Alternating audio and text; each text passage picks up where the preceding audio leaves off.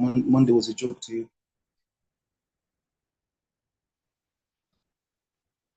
The night before this boy came on God. We've done something twice here this week. Yes.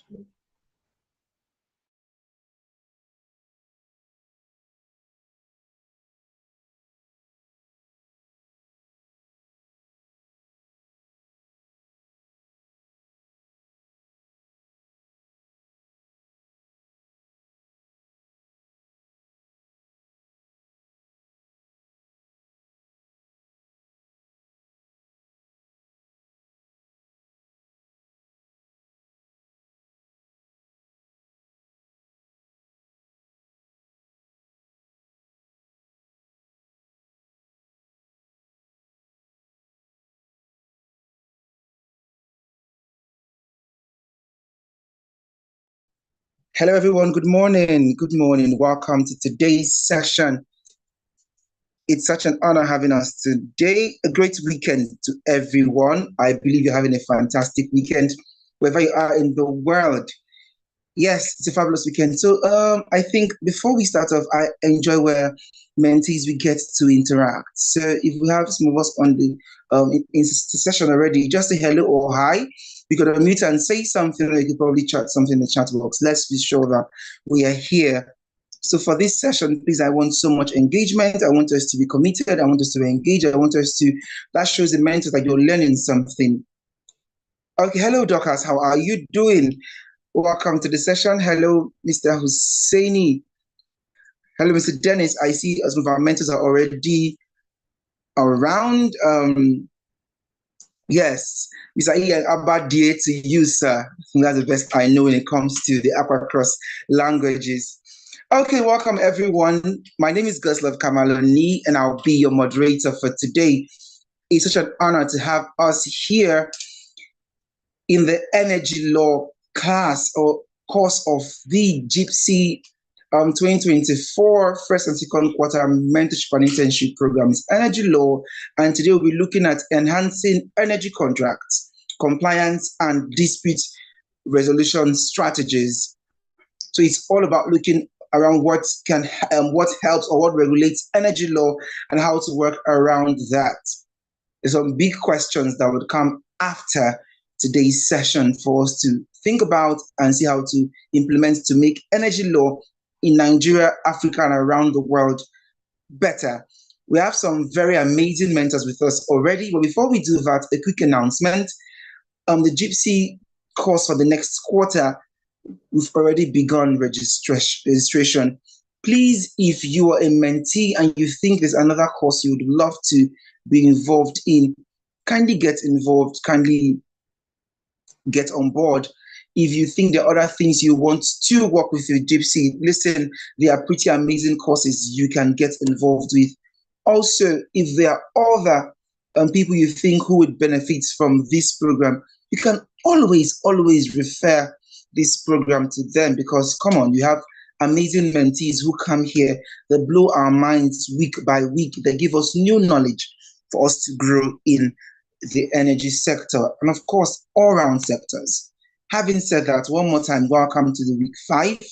We're quickly approaching the end of the quarter, and don't forget, I hope you've been very, very much involved in every session, because you examine before you get a certificate. You should know that. So really get involved, really get acquainted with every topic, everything you've learned throughout the weeks leading up to the examinations. Having said that, let's get into today's discussion. Do not forget, we're talking about enhancing energy contracts, compliance, and dispute resolution strategies. And we have some phenomenal mentors with us today. So quickly, I'll be introducing them to us. And for those who've had over the weeks, I might not read so much from their profile. We'll just give a big shout out to them. And for probably the new ones joining us for the first time this quarter, we can get to know them better through reading their profiles. Mr. Dennis, if you could help me, please. Thank you.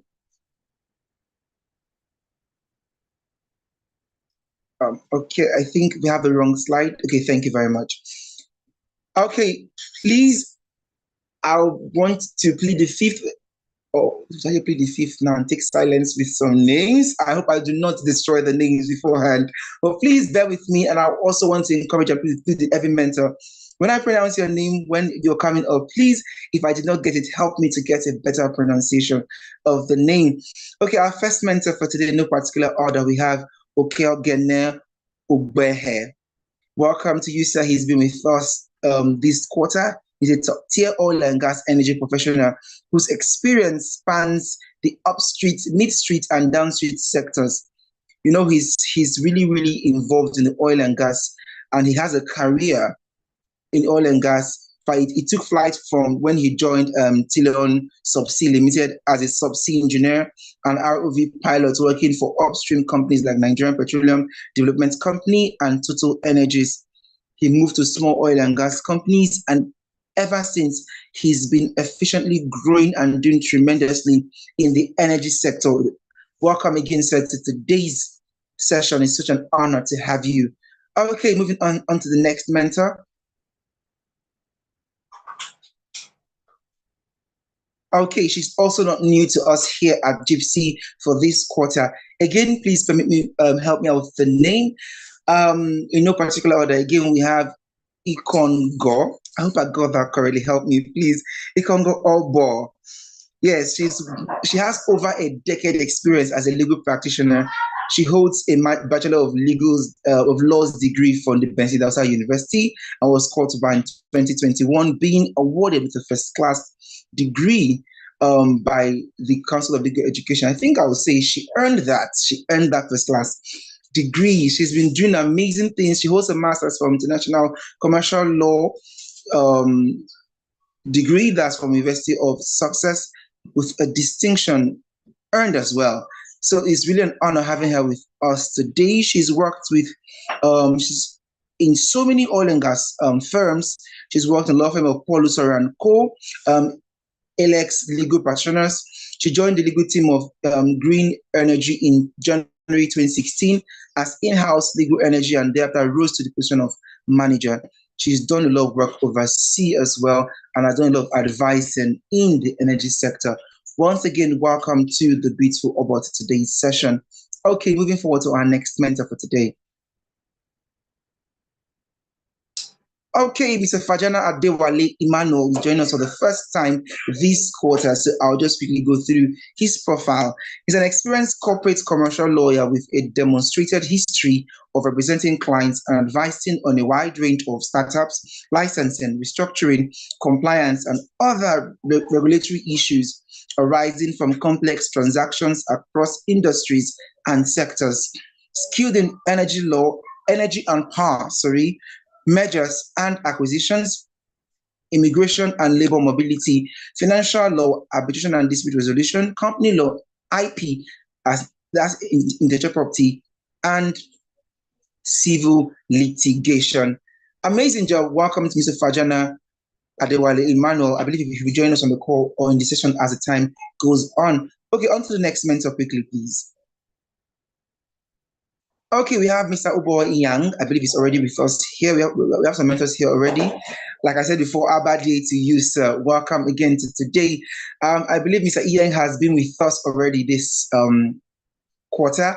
It's a big honor having him with us. He was called to bar in the year 2015 after working, and he worked for a couple of leading Nigerian law firms before leaving for his master's studies in the United Kingdom and France. He recently bagged a master's degree with a distinction grade in international energy law and policy from the University of Dundee, Scotland, United Kingdom. He was an international legal intern at Bodzell Long, a renowned commercial law firm with offices in Michigan and other states in the United States of America. Before embarking on the internship, Uboho worked as an associate energy and natural resources practice at the law firm Stream Source and Cohen, Lagos, Lagos, Nigeria. He's currently an associate in the energy practice team Odujurin and at Defulu, Lagos, Nigeria. So it's such an honor having you with us. Thank you very much for joining us today in today's session up to our final mentor for today. Okay, Dr. Mark Osa Igelhon. Help me again, please, if I don't pronounce the names correctly. He will join us today for the first time this quarter with about 30 years experience in international petroleum and energy industry expert, leader, strategist, and negotiator, advisor to governments and corporations, policy, regulation, and implementation programs, mega projects, contracting, procurement, and supply chain management, oil and gas investments, deals and structuring, production sharing agreements, JOA, etc. Regulation and disputes and cost recovery, fellow at the University of Aberdeen Center for Energy and Resources Law, CEO and Chief Expert, Aberdeen Commercial Energy Solutions, Chair of the Oil and Minerals for Good Global Forum, highly sought expert and speaker. Once again, welcome to Dr. Mark and all our mentors for today. If you notice, they all have experience, just not just in oil and gas or in the energy sector, but also in dispute resolution, because today we're looking at resolving disputes as it involves the energy sector. For years, I think this is a thing that has been recurring in our energy sector. How then do we resolve these disputes? Okay, having gone through those amazing profiles and welcoming our mentors, I believe we have some already with us. We have Mr. Ubo Iang already here, and we have Mr. Okeogene with us today already. So we'll quickly hear from them, get their opening statements, get their intros to today's topic, after which we'll go to our mentees for their presentations. Okay, to kick off, ladies and gentlemen, please let's welcome Mr. Ubo Iang for his introduction and opening statements on today's topic. Hello, Mr. Ubo Iang. Welcome to today's session. Hope you are having a fabulous weekend. Hello, good morning, everyone. Good morning. Yeah, so Dennis, please, if you don't mind, kindly share my slides.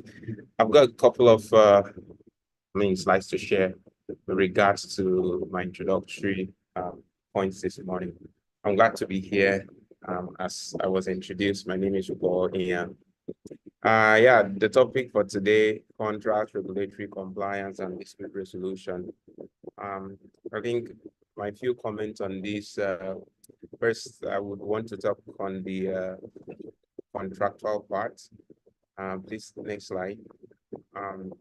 So looking at the relevant contracts or notable contracts that we have in the energy sector, I listed a few of them. Please, can I have the next slides?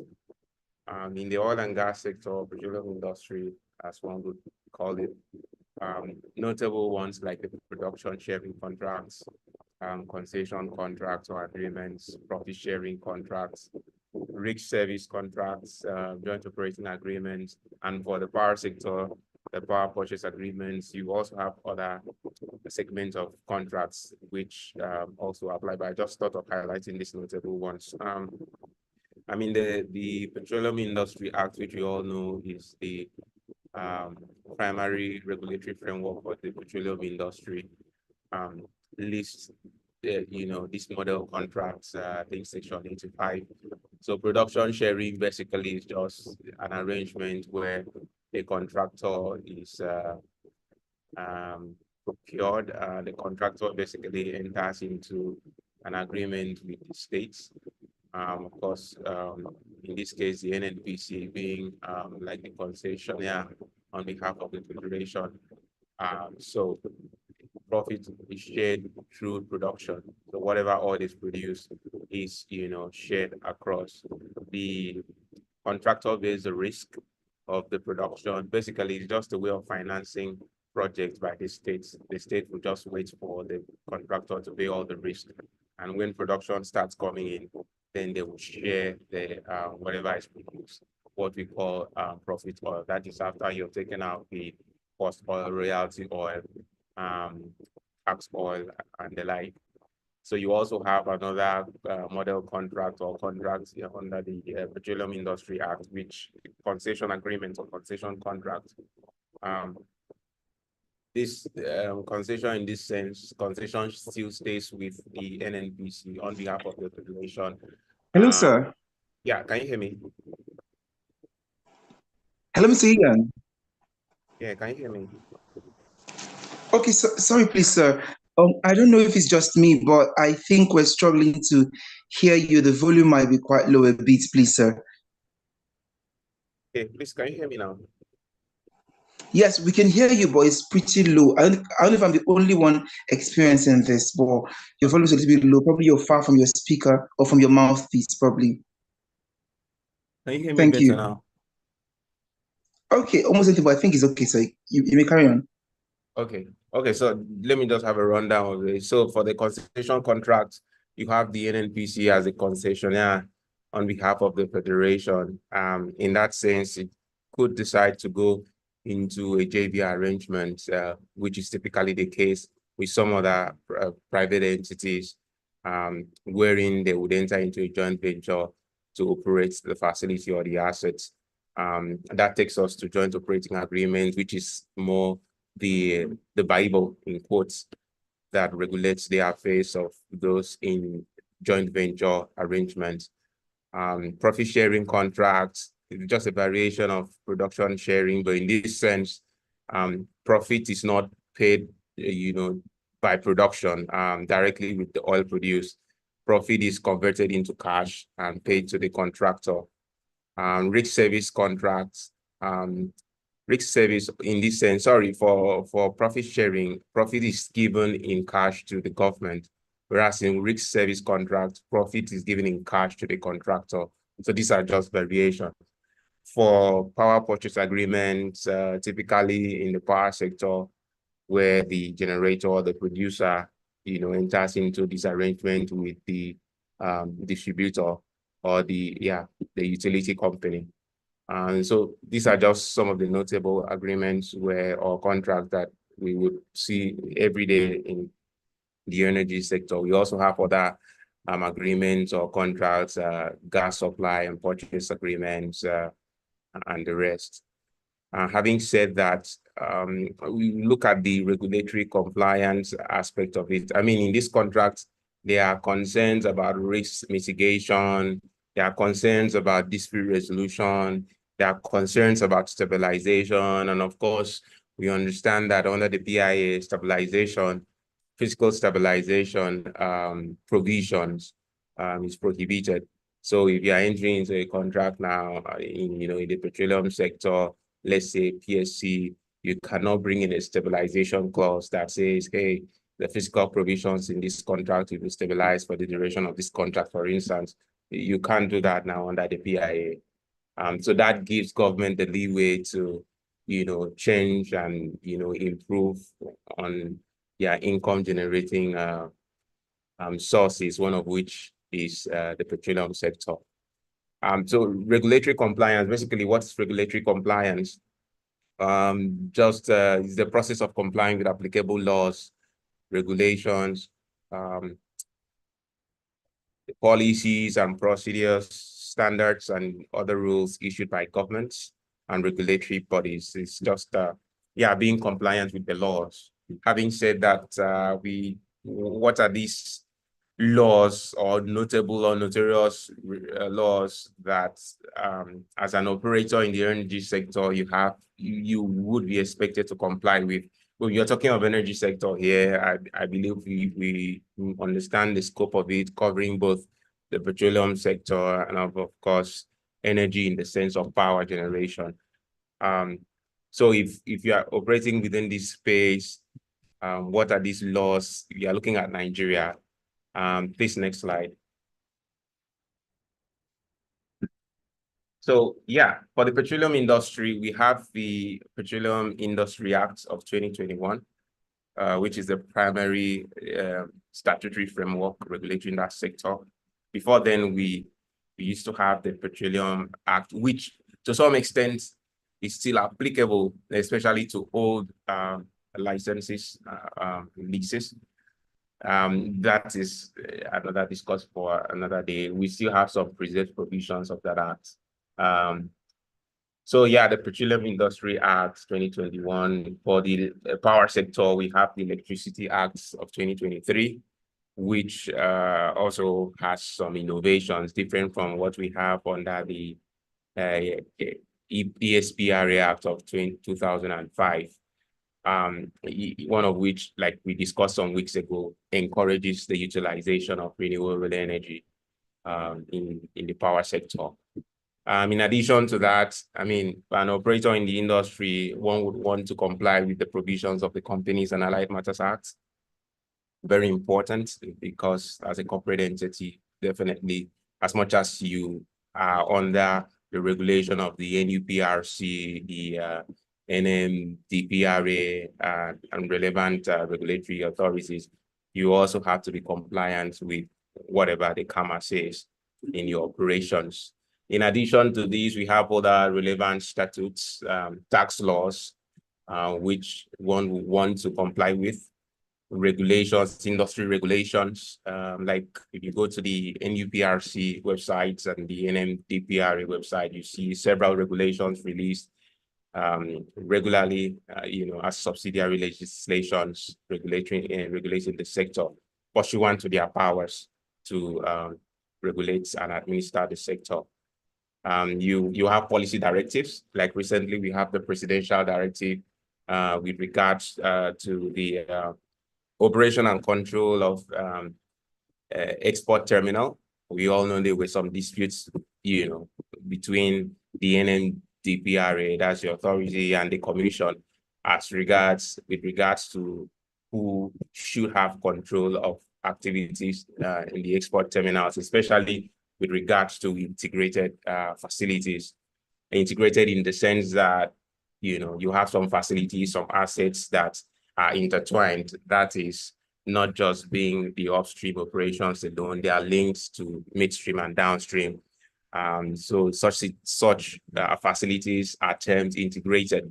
I mean, there were disputes on that, and the president released a policy directive to say for integrated operations or facilities, the NUPRC will be exclusively in charge. And quite interestingly, it is the NUPRC that has the right to declare facility integrated, which is quite interesting. I mean, it's further to some provision in the PIA. So, I mean, these laws also have some conflicts here and there, which is why there's been some call for some amendments, but like that would be a discussion for another day. Yeah, having said that, we want to move into so yeah, for regulatory compliance, you see, there's actually a space there for lawyers, because it's actually what you do for almost every other day of your life, aside from the transactional, I mean, the transactional instructions you would get here and there, but more often in this space, you would be doing more regulatory compliance, advising on the implementation of the laws and how these laws affect them and what they need to do to align with these provisions. So chances are every day you have, let's say, a company who is asking you certain questions. Let's say that some activities by government, how do we go about this? How does this policy affect our operations? So as a lawyer, yes, regulatory advisory, even in the energy sector, is a very important aspect of that practice. Having said that, dispute resolution in the energy industry, notable dispute resolution mechanisms, need I define what dispute resolution is? I don't think we need to bother about that. But the notable dispute resolution mechanisms, we all know we have litigation, arbitration, mediation, negotiation, expert determination, but particularly in the petroleum industry, obviously, in the energy sector, the capital, you invest a lot of money, and people, for some reasons, we understand in the energy sector, arbitration is more favored than litigation. We know that litigation has its bottlenecks here and there, time constraints, breakdown in relationship. We all know the fact that it's a public thing, so it takes away that privacy, which people in the activities or investments in the energy sector, sometimes you really need to just keep some things private. So these disadvantages of litigation makes investors in the sector or operators in the sector to tilt towards arbitration a whole lot. I mean, benefits of arbitration, yeah, the fact that there's some level of privacy, the fact that you would say that the parties have some level of involvement as to how arbitration should go. Sometimes they also have influence as to who would really sit on this panel, choice of arbitrator. And enforcement-wise, it's also reasonably good. In terms for mediation, it's applicable, but that could be more like a first option, more so. But if that doesn't work out, there's always that fallback to arbitration. Negotiation, yes, is also encouraged, but the question is how binding are these settlement agreements? I mean, the PIA seem to favor more of arbitration. It favors experts' determination. Yeah, litigation, it also mentions that, but you see that it has a bias for arbitration. Expert determination, where you have an expert in the field, who has been licensed for that, give some advice on a dispute. And most often at times, because of experience and the knowledge they have, they are always able to come to a middle ground where parties will accept. So that could also be an option. But the question again is enforceability, which is why arbitration, is always favored as an alternative to litigation. So having said that, I hope I didn't leave anything untouched. Yeah, so these are just my few thoughts. Thank you. Thank you for having me.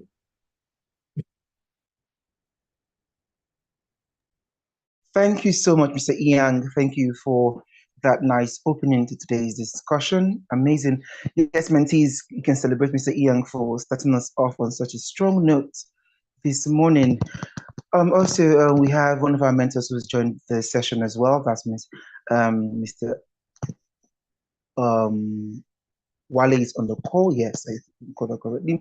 Zade Wale is on the call. So in the session rather. Okay, to take us off on the next introduction, as well as his own opening statements and take on today's topic, we want to welcome our next mentor, Mr. Okeogene Ugbehe. Please, you help me the pronunciation for Ugbehe. If I got it correctly, or please I should work on. Okay, welcome to Mr. Okeogene to give us his introduction and opening statements on today's topic. You're welcome, sir.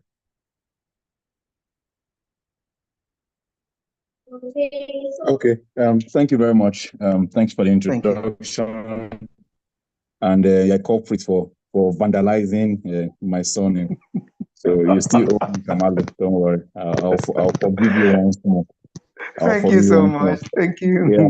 Good morning, everyone. And again, thank you to JIIPCC from this platform every time for us to share our experience, see how we transfer knowledge from generation to generation. I think this platform gives us that opportunity, and I really don't take it for granted. Thank you very much. My forte per se is oil and gas operation per se, and we've dealt with a lot of contracts here and there. But I think this area particularly has to do with the lawyers on our call. So while I don't want to take much, during the past 4 weeks, I know I've spoken so much.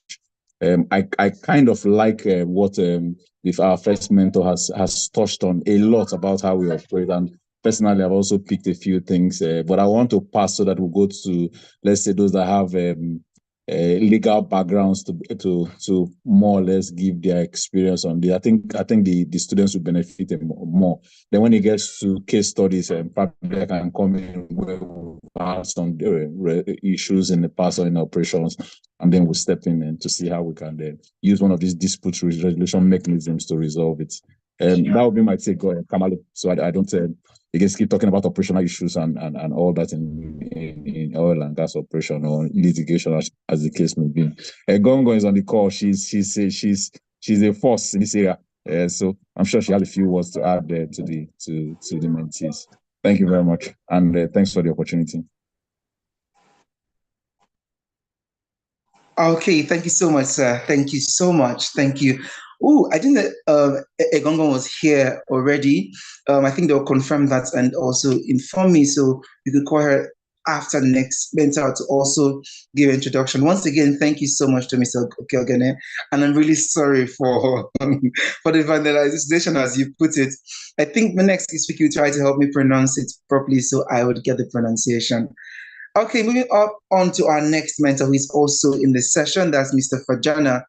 Okay, she's not here, no problem. But that's Mr. Fajana Adewale Manuel. Good afternoon, good morning, sir, and welcome to today's session. It's an honor having you with us. Please, we'd love to get your opening statements and introductory statements on today's topic. Thank you so much. The floor is yours, sir. All right, thank you very much. Thanks for having me. Good morning to everyone, and thanks for extending the invitation to us to mentor, to share our knowledge, and to share perspectives with you on the subject. So it's by experience, I've been in the space for quite a while, particularly as a corporate commercial practitioner, then more recently into the energy, oil and gas space. For me, let me focus on the key obligation of a legal practitioner in drafting and negotiating oil and gas contracts, right? And then, of course, I'll share a thought or two on the aspect of compliance. So typically, as a legal practitioner who is saddled with the responsibility of negotiating and drafting an oil and gas contract, first you want to understand the status of your parties. You want to look at the capacity of the parties to enter into that contract, just definitely like you are doing in any fundamental contract, right? You want to ensure that the parties have the capacity to enter into that contract. You want to do your due diligence on the parties and ensure that you reflect that in your drafting. And in terms of your drafting, key provisions or key terms in the contract that you want to be sure about, you want to ensure that you have the obligations of the parties clearly outlined in that contract. What are the obligations of the parties? What are the roles and deliverables on the side of each party to the oil and gas contract, depending on the nature of contract that you are drafting and the nature of relationship that is between the parties. You want to be sure that the liabilities are clearly spelled out, limitation provisions are clearly spelled out. You also want to be sure that issues like force majeure are clearly outlined. What are the incidents of force majeure that can impact on that contract? You know, just to be sure that you have all the bases covered. You also want to be sure about the penalty provisions for default, because the intention of the parties is to ensure that the contract is executed without default. So you want to be sure that your penalty clauses are clearly stated. Termination clauses are also very important. On what grounds or on what events are parties going to exercise termination, whether on default, whether on insolvency, whether on force majeure, and what are the steps parties have to take to trigger the termination rights or termination powers under the contract. Oil and gas contracts are very unique, and you see issues around pollution. You want to provide indemnity clauses that might have to provide some comfort to your parties in the event of maybe pollutions, in the event of any form of breach, just to provide comfort to your client, particularly if you are the one drafting. And then, of course, when you are the one reviewing on the other side, you want to ensure that you negotiate those clauses in such a way that gives comfort to your parties. And then, of course, you ensure that the risk that follows the event of maybe a pollution or a breach or non-performance of the contract is well allocated or mitigated in such a way that both parties can realize their objectives in the contractual relationship. So these are some of the things I feel that it's important to talk about. You also want to talk about dispute resolution. I know Mr. Yang spoke extensively about dispute resolution. You want to be sure that the right forum is chosen, the right provisions as to the appointment of arbitrator. If you are going for arbitration, if you want to retain your right to enter into the courts to determine any of your rights or privileges under the contract, you want to be sure that you reserve such provisions, all right? And what happens to the award when the award is given? You want to be sure that you are clear on that in your negotiation and in your drafting. If you're going to be resorting to expert determination as provided under the Arbitration and Conciliation Act, and most contracts also, because oil and gas is very technical, you want to be sure that you have provisions in your contract that allows you to determine by resorting to appointing an expert, all right, identifying the expert, all right, disqualification and qualification provisions for whoever wants to be an expert, just to be sure that there is no bias. And of course, risk mitigation provisions like insurance, indemnities, and all that are also very important to think about and to provide in your contract. And now, when you are done drafting your contract, you want to ensure that there is compliance. One of the things I've done in my practice is to ensure that I have a compliance grid.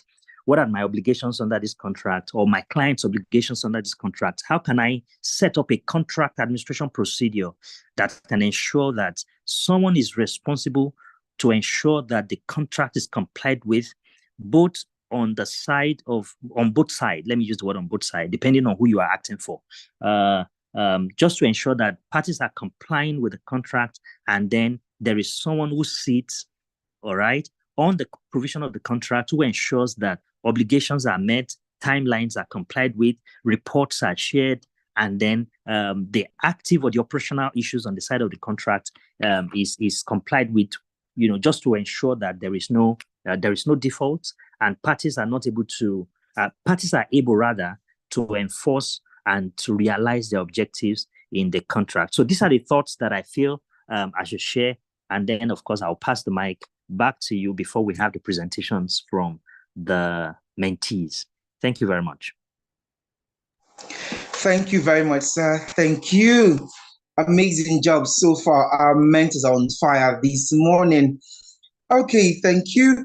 I'm trying to confirm if we have another mentor with us on the session yet. Okay, not yet. So as they come in, we get to hear some more from them.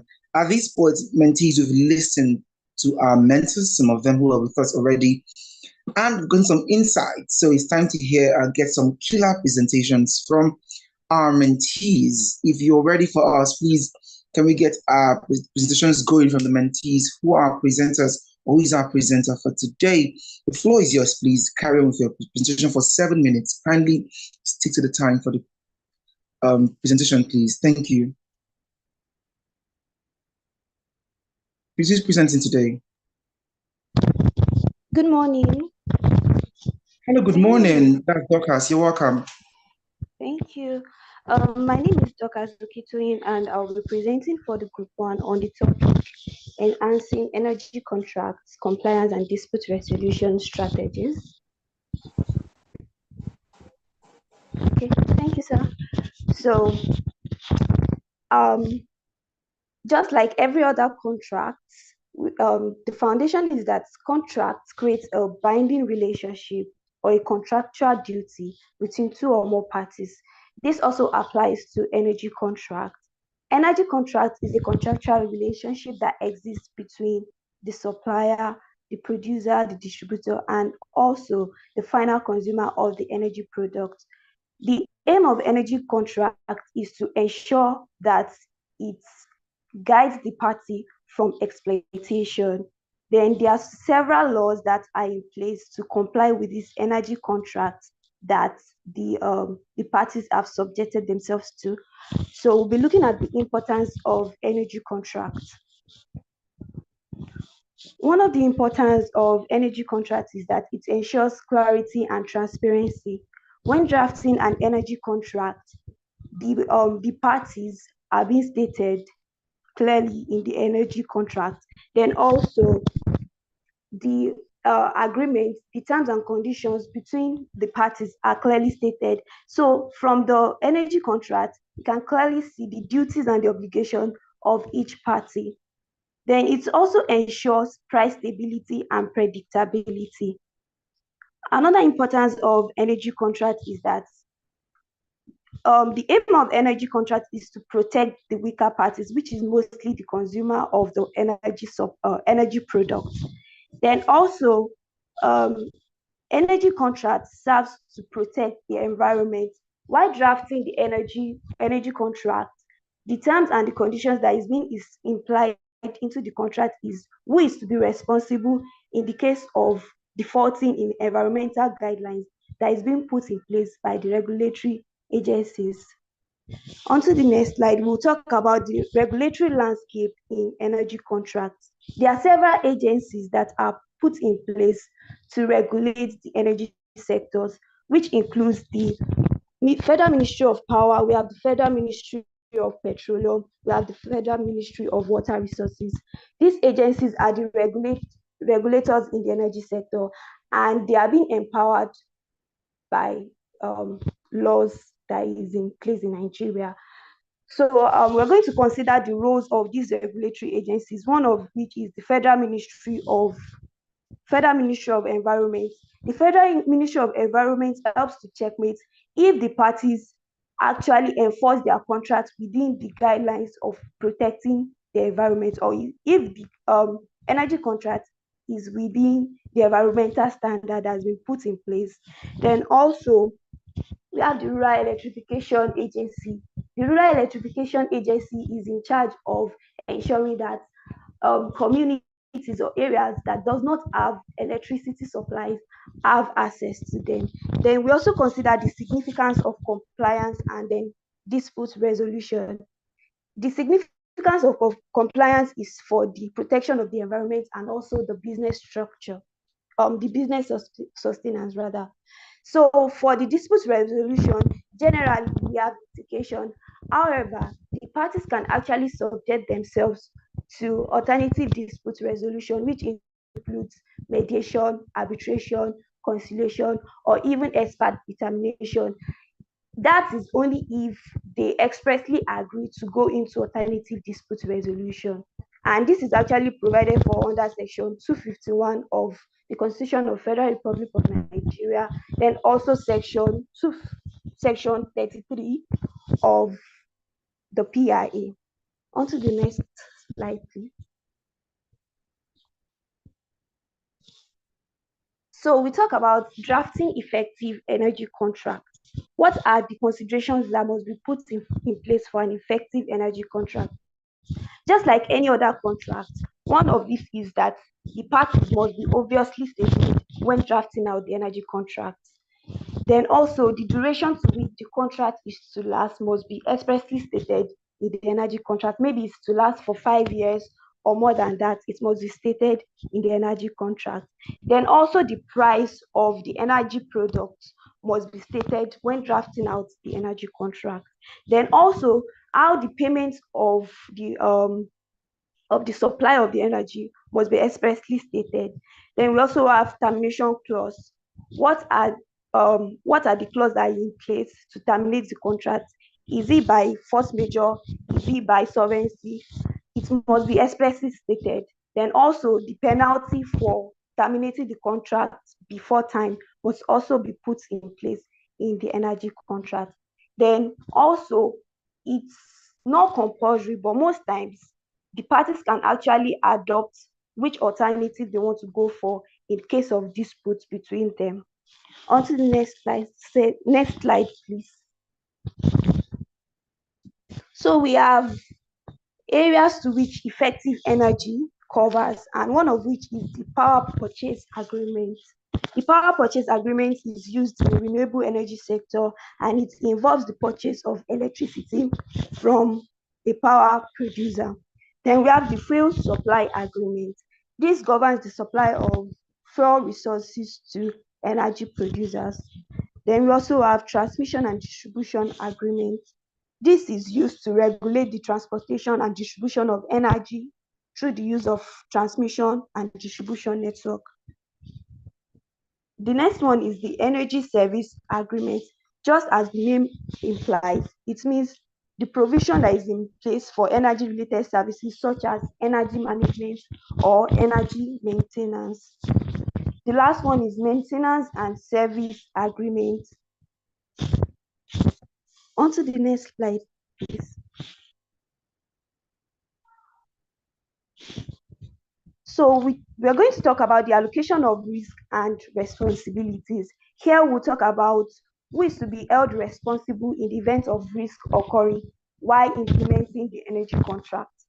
The first one is the environmental risk, who is to be held responsible in the case of breach of the environmental guideline.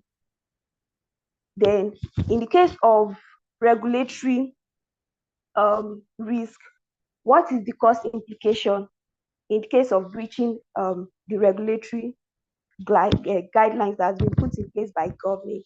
Then the last one is the supply risk, who is to be held responsible for the supply and delivery of resources. These are also implied in every energy contract.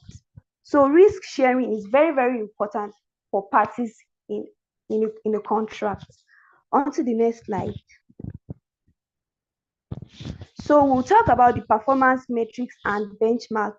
This is to the performance metric is used to measure or is used to assess the standard for the performance of the parties in the contract.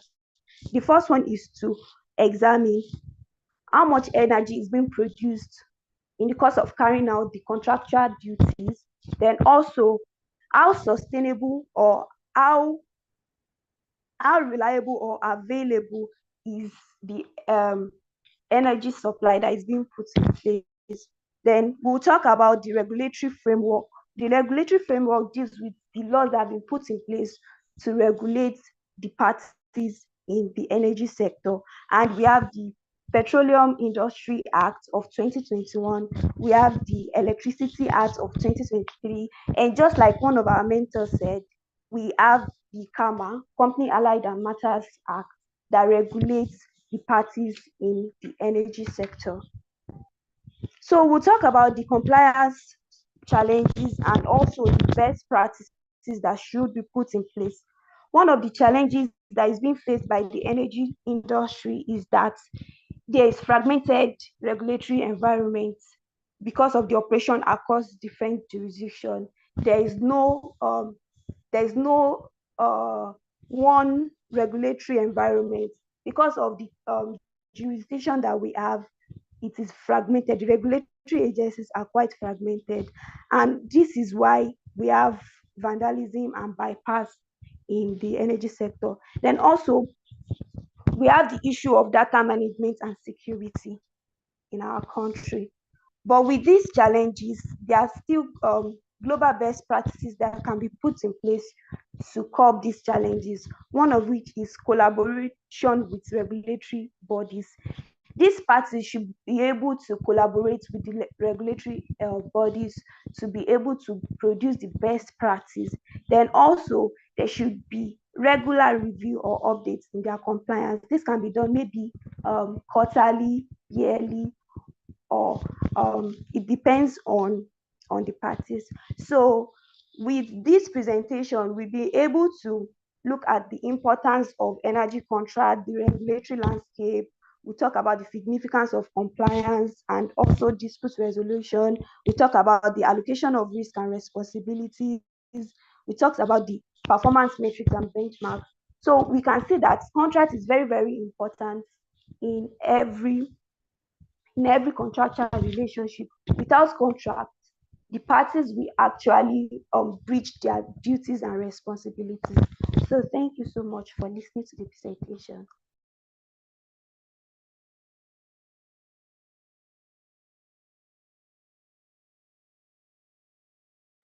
Okay, Dorcas, thank you so much. Thank you. Woo, what an amazing presentation. Great job by Dorcas of Group 1. That was a stellar presentation. Great job, great job. Okay, now what a way to start off for the mentees presentations. Group 2 presenter, are you ready to also bamboozle us and blow us away with a fantastic presentation? Please, over to the presenter for Group 2. The floor is yours now, please. Group 2 presenter, please.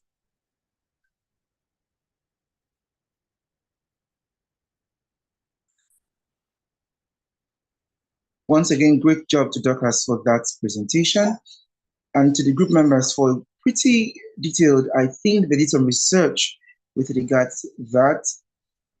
That was really, really nice. We heard some laws, heard some documents that were really necessary.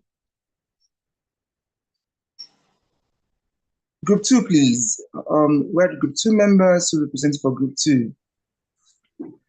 I'm bringing it up, sir. Okay, that's Nwanne. Nwanne Victoria, are you presenting for Group 2, please? Yes, sir. Yes, sir. I'm allowed to share my slides. Yes. Okay, thank you so much.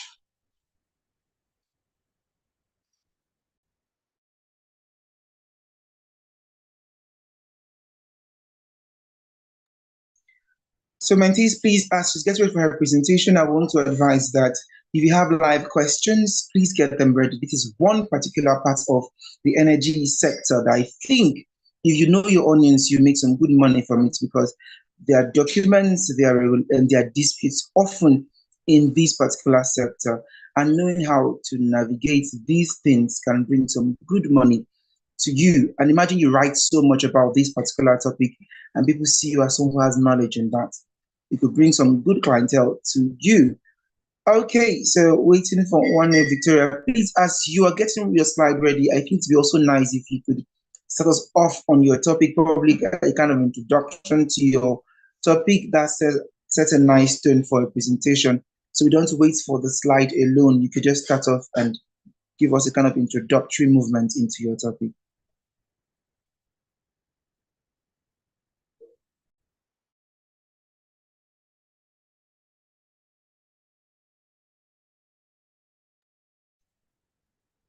Hello, Victoria.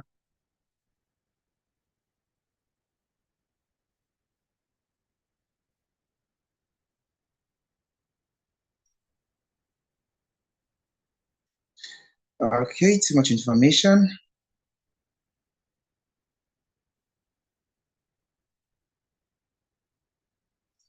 Hello, Victoria. Can you hear me, please? Victoria, don't worry. Let me just share your slide on your behalf. I wonder why she's not saying anything. Victoria? Hello, Victoria.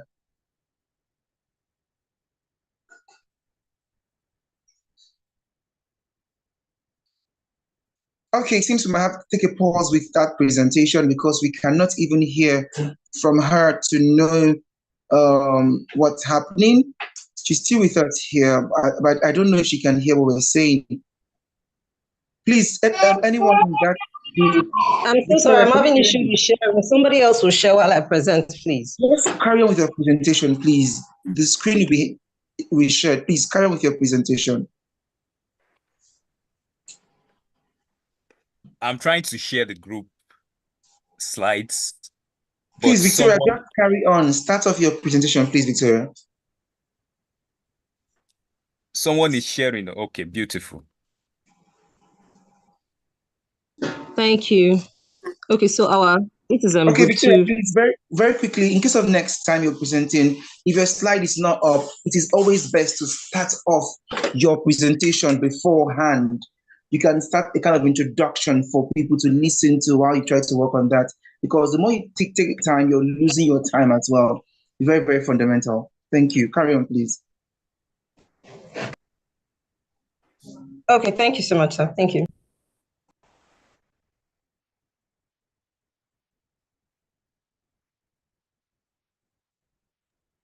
Okay, so this is the group 2 presentation for week 5. Please, let's move. Okay, so our topic is enhancing energy contracts, compliance and dispute resolution strategies.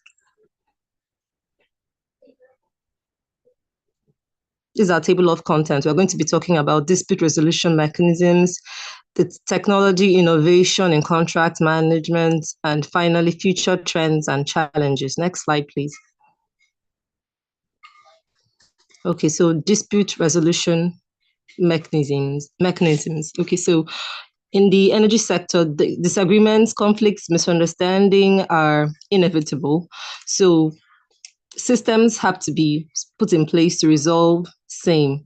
That is dispute resolution. It means solving conflicts or disagreements. Examples of systems or solutions that have been developed to resolve disputes are we have the good old litigation, we have the ADRs, arbitration, mediation, conciliation, and negotiation. Next slide, please. Preemptive measures to avoid disputes. Now, disputes basically arise from misunderstanding, mistrust, greed, and selfishness on the parts of the parties. So to avoid misunderstanding or protect the parties from acts of greed and selfishness, a properly drafted contract must be laid down. A contract that covers all the fields, that every single area that may cause quarrel. A contract that would dispel all the fears and mistrust that the parties may have. Now, in that contract, all the terms must be fairly negotiated and agreed upon in good faith by the parties. All the terms must be clearly communicated. Nothing must be left to chance. There must be no ambiguity. Next slide, please.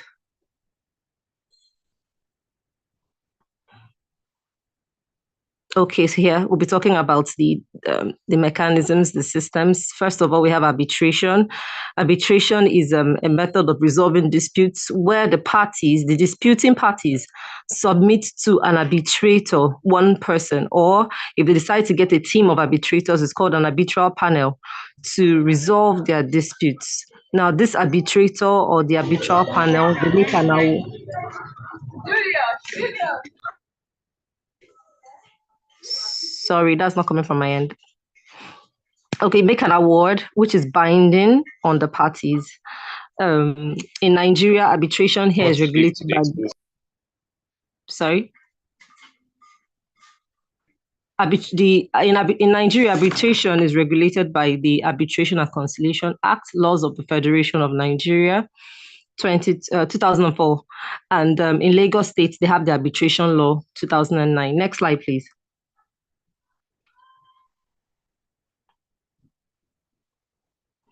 We also have mediation. Mediation is a process where the disputing parties invite a person called the mediator to facilitate an amicable resolution of disputes between the parties. Then we have good old litigation. Litigation has been there for a very long time. The process involves parties submitting their dispute to a court of competent jurisdiction to resolve their dispute based on evidence and provisions of law. The judgments given in the court is binding on all the parties. Next slide, please. So here we're going to talk about the benefits of ADR. Benefits number one is there's amicable settlement of disputes. Relationships between the parties are not broken down, which is very important to business parties. That relationship they have is quite important and they wouldn't want it to be lost in the resolution of that dispute. There is also the fact that ADRs are less time consuming than litigation. We all know how long dispute resolution in courts take. So dispute resolution using ADRs are less time consuming. Also, ADRs are flexible. The disputing parties actually have a say in the flow in the proceedings. Also, it's very confidential. There's some terms and conditions that they probably wouldn't want to be made open in the open courts, and ADRs afford them the opportunity to be able to resolve their disputes in a confidential manner. Next slide, please.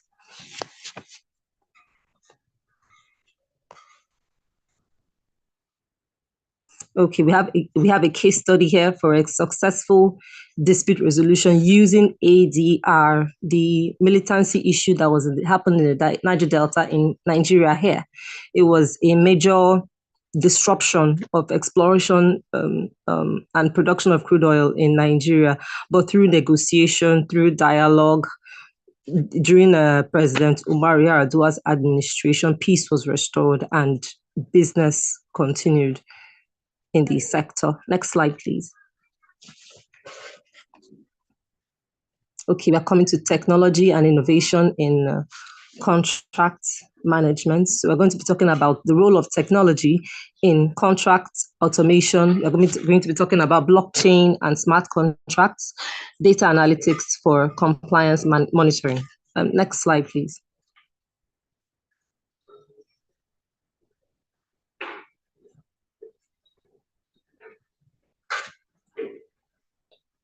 Okay, contract automation.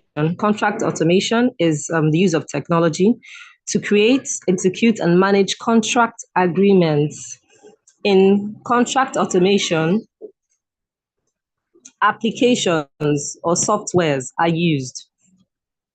Those applications have standard templates. Okay, so benefits of contract automation, it's fast.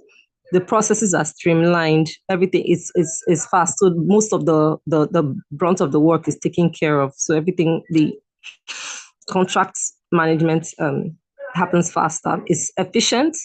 There are less errors. Human beings always says to err is human, so we always have errors while making contracts sometimes.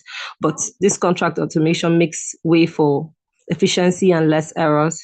Also, the apps give pointers on inputs that can be made in every stage of the contract terms and conditions. It actually advises and makes pointers on what could be changed or what could be added in the contract agreements. Okay, so the apps that are also used for contract automation enables and makes collaboration for reviewing of the contract easier. Next slide, please.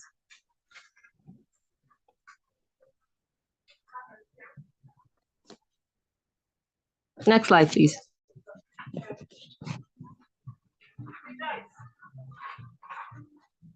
Okay, next slide. I've taken care of that. Next slide.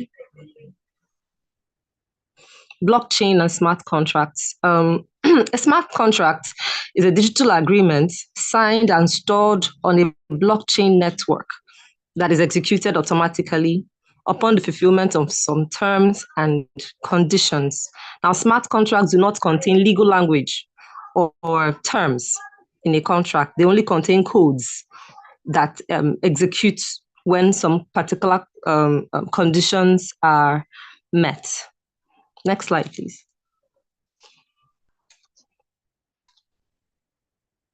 Okay, so there are steps to creating a smart contract. First of all, the parties lay down their terms and conditions to the contract and they agree to it. They must also agree to what conditions that should be met, which would trigger the contract to execute. Also, once the parties agree to the terms and conditions, those terms are coded and the smart contract will be securely designed.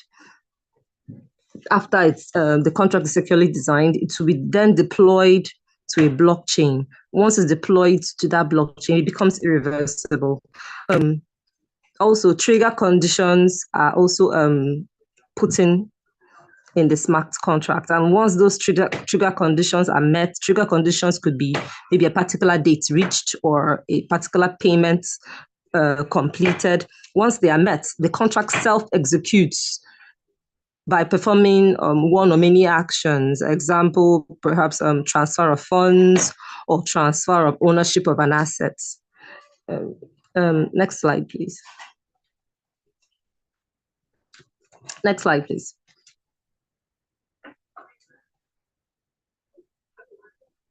Okay, so once it self-executes, it's now broadcasted.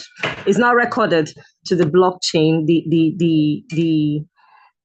The execution of the contract is recorded. It is put on the blockchain and it's part of the records for the public to see and view. Next slide, please. Data analytics for compliance monitoring. Data analytics is the collection and organization of data in order to draw conclusions, make predictions, and make informed decisions. For decades, compliance professionals have been developing systems to make compliance oversight more efficient. In this information technology era, technology has allowed companies to be able to use data analytics tools to improve business operations like never before. Next slide.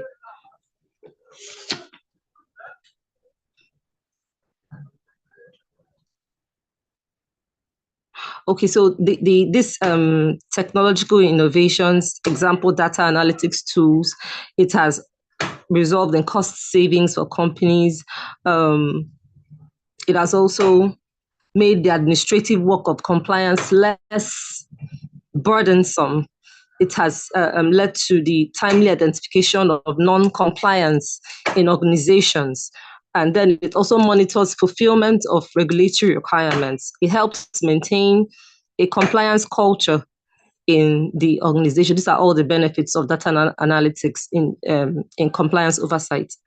Next slide, please.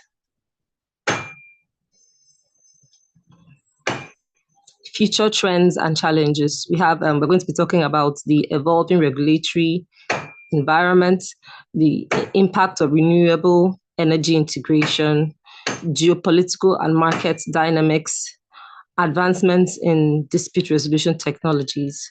Next slide, please. The evolving regulatory environment. Okay, so as the energy sector evolves and the clamor for renewable and clean energy increases, the Nigerian regulatory landscape has adapted to the positive trends. There has been the incorporation of the development and utilization of renewable energy in the Electricity Act of Nigeria.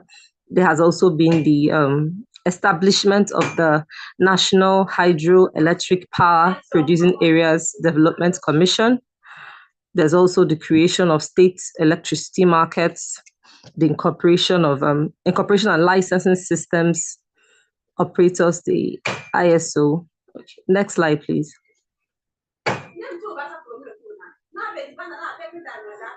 Impact of renewable energy integration. Okay, so one of the impacts is the decentralization of the power sector. Because of the renewable energy that has come into play, there will be no more total dependence on electricity alone. Solar energy utilization has come to stay, and projections are that there will be increase in demand for solar energy utilization. It has been, the capacity right now has been pegged at 28 megawatts, and the projections are that by 2030, it will greatly increase to 8 gigawatts. Please go up. Okay, go up a bit. Okay.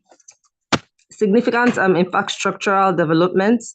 There definitely is going to be a significant infrastructural development to be able to utilize and deploy new technologies for solar energy and other renewable energies. It's the utilization of these renewable energies. Okay, next one is geopolitical and market dynamics. Geopolitical and market dynamics. Okay, so political crises such as wars, conflicts between nations, terrorist attacks happening in particular geographical locations have definitely had a profound impact on the local market where the crisis is actually occurring, and also in the international market. The geopolitical crisis, they are ranked as among the top 5 global business threats, which impacts negatively on market dynamics. Example of major geopolitical crises that we have seen that have disrupted global trade and the energy markets are the Russia-Ukraine war, piracy in the Horn of Africa coast, piracy and militancy in the Niger Delta region of Nigeria. Next slide, please.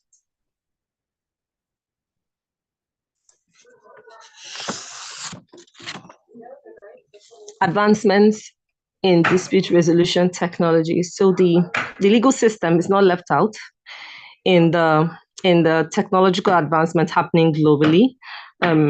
Right now, there's the virtual hearings and proceedings happening in places like Lagos, Abuja. There's also AI has been deployed in most, not most, but a lot of law firms now are a bit freer. We're using AI in the creation and review of legal documents, contractual documents. We are getting there. We are getting more. We are adapting to the use of AI in creating legal documents right now, even in Nigeria. Next slide. Okay, so these are all the references we used in our work. And next slide, these are the members of the group that have participated in this presentation. Thank you so much. Thank you. Okay, thank you so much, Victoria. Thank you so much. It was really a pleasure listening to you just speak on this topic. Thank you. It shows your group did a good job with their research. Great job. It's always funny to see some names in the work. And then I think for today, I'm going to look for those names in this class. Okay, thank you so much to our mentees for a fantastic presentation so far.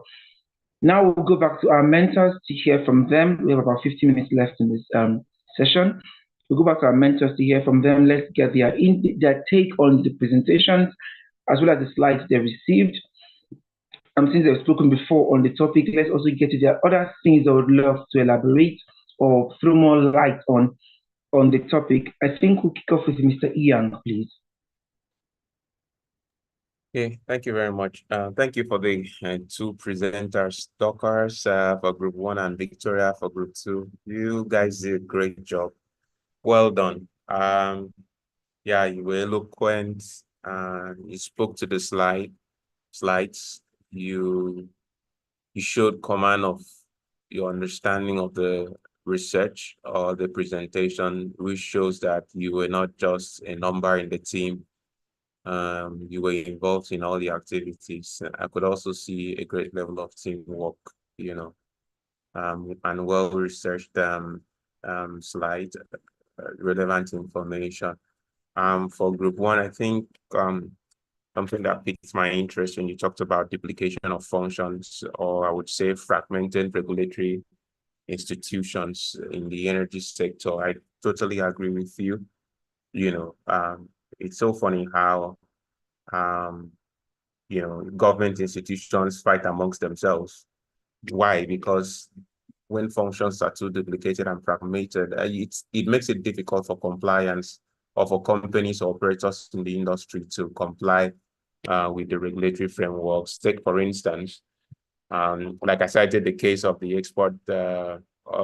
export terminal, which was an issue. You know, the midstream regulatory agency said, oh no, the PIA, somehow, you know, there's a conflict in the PIA that seems to vest regulatory or control of the export terminal somehow in the NMDPRA, and also still mentions that same function and vested on the NUPRC. So that conflict was there, two government agencies fighting who would control a particular terminal, imagine. So you see, if you're an operator in the industry, I mean, we had to deal with some of these things. NMDPRA will send you a letter, explain to us why you're not paying these fees for whatever you are exporting at the terminal. And NUPRC sends you another document or a letter as an operator, explain to us why you are not, because citing the law. So it's quite confusing. As an operator in this industry, it makes it very difficult. Who do you respond to? Which do you attend to? You have situations where other agencies like, I'm trying to also remember another issue that we had to deal with recently, which we had to advise the client. Same thing, conflict in administrative and regulatory functions. So I totally agree with you on that. How do we resolve this? Well, it's only important that as a nation, when making laws, it should not just be for making laws, and ticking the boxes. I think more diligence need to be paid in this, by our legislators. Even the PIA, you really take a look at it, there are lots of, this PIA that we celebrated a lot, and we would have expected them to do a great job because it took decades, years to finally come up with that law. But it has a lot of conflicts and provisions that really need quick amendments. Yeah, having said that, I would also, for group 2, your mention of, I think I got interested in for group 1, I'm also, impressed by your mention of, risk sharing and consideration when entering into energy contracts. Very important. First, the importance of identifying the risk, and you move from there to mitigating it. And in the course of mitigating, risk sharing is, something to consider. So let's say as the contractor, under a PSC, for instance, to what extent can you share the risk, or you are in a joint venture agreement? How do we allocate responsibilities when cash call comes? Who would pay what? Who would pay this and that? When we come to remediation fund, environmental remediation, how do we ensure that we are not caught up in the trap, of ensuring that we fund, for instance, the commissioning and abandonment responsibility. So all of these things have to be really discussed and shared amongst parties. Okay, so having said that, for group 2, I got interested when you mentioned, contract automation, interesting area. In the energy space, yeah, Nigeria, we are still trying to catch up, but yeah, we are not yet there when it comes to contract automation. It's a big thing in the US, I believe also in the UK and some places, but in Nigeria, there are still issues with contract automation, the issues about privacy. In that space, you really have to be careful, because let's say, for instance, you also talk about AI. How do you really regulate the confidentiality that needs to be ensured in such contracts? So as easy as these things sound, there are lots of considerations one should give. Question is Nigeria ripe? For now, I wouldn't say we really have the facilities yet, but I see it as something that really is going to happen. It's not a matter of if, it's a matter of when. So even as energy lawyers, there's need for us to prepare ourselves ahead of time. Maybe we can create a need for ourselves in that regard. You talked about geopolitical crisis. Yes, very important. The more you see these things, the less you, how do I put it? The more you look at it, the less you see. When it comes to energy contractual relationships, you have a lot of geopolitical politics in it, which brings up crisis. Let's say you want to understand the fact that even foreign countries have interest in your energy, oil and gas, for instance, resources. So you may be shocked that some of the crises you have, even in country, across board, can also be influenced by,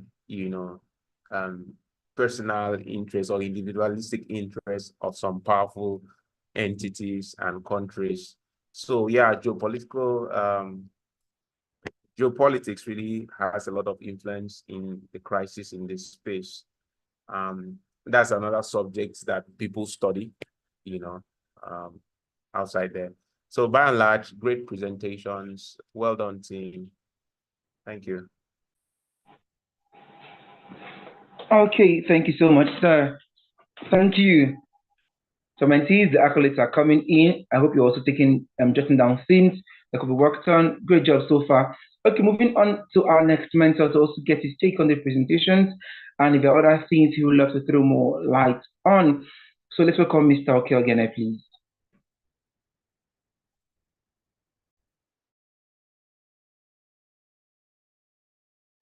Okay, sorry, can you hear me?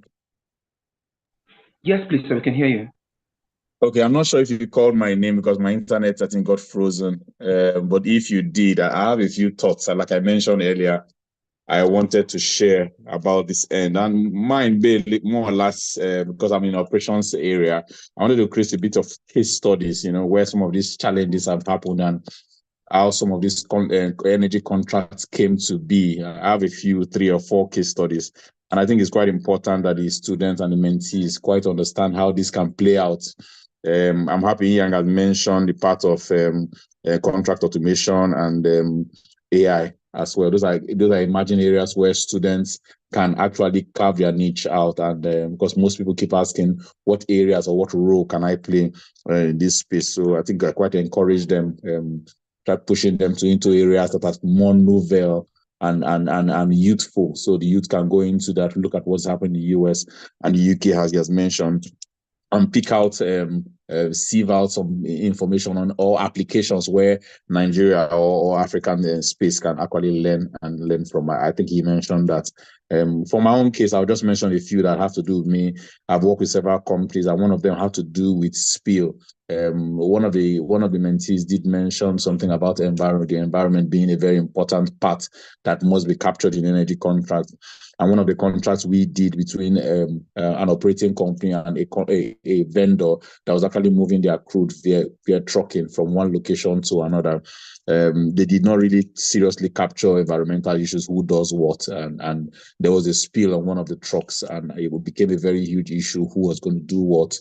And eventually, because there are regulations in Federal Ministry of Environment, especially penalizing the oil operator, so they had to jump in to deal with that issue. So the issue of contract management and contract administration, taking time to ensure that contracts capture every element, so that the as they put it, vulnerability of the weaker party is taken away. I think that's a very important one. I think the presenter one mentioned that, and that's very, very key. So the operating company had to step up to ensure that spill was managed somewhere around Delta State. So again, care needs to be taken when contract has been administered. Number 2, one of the disruptions we had was COVID-19, and a lot of contracts were annulled, so to speak. Force majeure clauses came up again, and this caused a lot of disruption globally. Tankers were no more moving with crude. A typical example from Nigeria, we had a lot of tankers that were stored. Operation in most countries like Russia, China, production in their factories slowed down, and what that meant that they were no more buying oil, and oil contracts were already there. So force majeure clauses came in. Oil prices went as down as zero naira, even into the negative, and people were getting oil being traded freely because the trucks had to move. Oil facilities had to keep producing, if not, they will have to deal with operational issues with well-known provision and setup of wells again when they resume. So those are some of the things. Again, a third one that happened to me personally is one of my properties I have. I had some issues in that property, so I had to move out. I've left that place for almost 4 or 5 years just now, and the caretaker I put there had meters and a lot of things running. PHED had come in to cut off power from that particular place, and I'm a very compliant person when it comes to regulation because I know how it can impact on me. I've been writing letters to PHED for the past 2.5 years, going to almost 4 years, on how I could resolve that issue because a lot of things happen, and the person I put there had to go and connect the light illegally. And I've been penalized. I was given a fine of almost 400,000 to pay. Again, there were everything about bridge, and the other party being PhD stepped in, and they've given me a fine, and I have no where to run to than to pay all that. So again, that's another issue that we must take very, very seriously. I think those are just 3 case studies I wanted to bring in here so that the students understand that there are real life scenarios where legal issues, contract issues of dealing with dispute resolution come into play, and mostly contracts come into play to deal with these issues. Lawyers are called on to interpret these issues, and all these dispute regulatory mechanisms can come into play and be very helpful in dealing with these issues. That would be my input. Thank you. Okay, thank you very much, sir. Thank you. I love how straight to the point our mentors are this afternoon, which is these insights as well as further explanations on the concepts. Mentees, I'm trying to look, I'm looking through the chat box to see us engaging some more. Do not forget the deal we had at the beginning of today's session. As they are speaking, let them know you are actually getting what they are saying. You can always, some things I've said that make so much sense to you, you can rewrite it. Who knows, after the session, you probably screenshot and go through them again. Do not forget to be examined on all these things. So JIIPCC management is also looking through this. It might not be a book question, it might be something that's said here during the session. Were you attentive during that session? Okay, if you've missed the other chances to be attentive, do not miss the next chance because of our next mentor also giving us his take on the presentations as well as probably three more lights to other aspects of the discourse that he sees fit or deems necessary. Okay, Mr. Fajana, over to you, sir. All right, thank you very much. I think I must commend the mentees for their presentation, the depth of the research, and the familiarity with the subject matter in their discourse. I must say it's impressive. First, let me say that keep in mind that the general rules of the law of contract applies. All right, the general rules of contracts applies in any contract in the energy and or in the oil and gas space. Keep that in mind. So as comfortable and as friendly you are with the law of contract, it will enhance your appreciation of the issues in a typical oil and gas contract. So oil and gas contracts are not general contract issues. However, a good grasp of or a good understanding of the law of contract will enhance your appreciation of a typical oil and gas contract. That's the first comment I was going to make, and I think that came out from the presentation of both groups. I saw something very important that I wanted to point out in the presentation from Group 2, Victoria. Your reference to the applicable law on arbitration. All right, I think I recall I saw you indicate the Arbitration and Conciliation Act, that's Cap A18 LFN 2004, and then you refer to the Lagos State Arbitration Law of 2009.